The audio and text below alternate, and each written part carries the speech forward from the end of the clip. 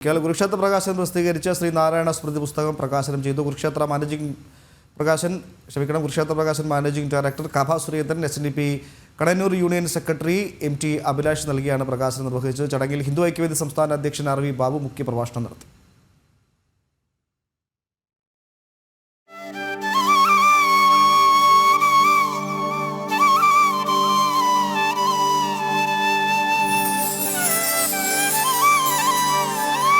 Cherukolpuzha Hindu മഹാസമ്മേളനത്തിൽ RSS Sarsanghchalak Mohan Bhagwat പ്രകാശനം നടത്തിയ ശ്രീനാരായണ ഗുരു സ്മൃതി പുസ്തകത്തിന്റെ പുനർപ്രകാശനവും പ്രഭാഷണവും ഹിന്ദു ഐക്യവേദി തൃപ്പൂണിത്തറ താലൂക്ക് സമിതിയുടെ നേതൃത്വത്തിൽ സംഘടിപ്പിച്ചു.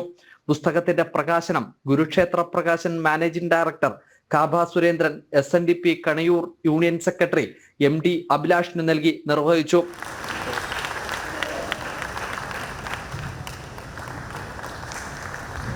അനേക ഗിരിസംഭൂത പർവ്വതത്തിന്റെ മുകളിൽ വീഴുന്ന പല പർവ്വതങ്ങളുടെയും മുകളിൽ പതിക്കുന്ന മഴവെള്ളം എങ്ങനെയാണോ പല വഴികളിലൂടെ ഒലിച്ചിറങ്ങി സമുദ്രത്തിൽ എത്തിച്ചേരുന്നത് പോലെ എല്ലാ മതങ്ങളും മാർഗങ്ങളാണ്.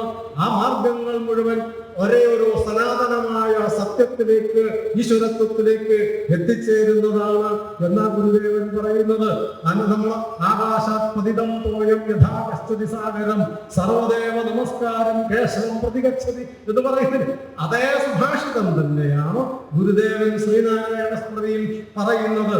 ചടങ്ങിൽ ഹിന്ദു ഐക്യവേദി സംസ്ഥാന അധ്യക്ഷൻ RV ബാബു മുഖ്യപ്രഭാഷണം നടത്തി.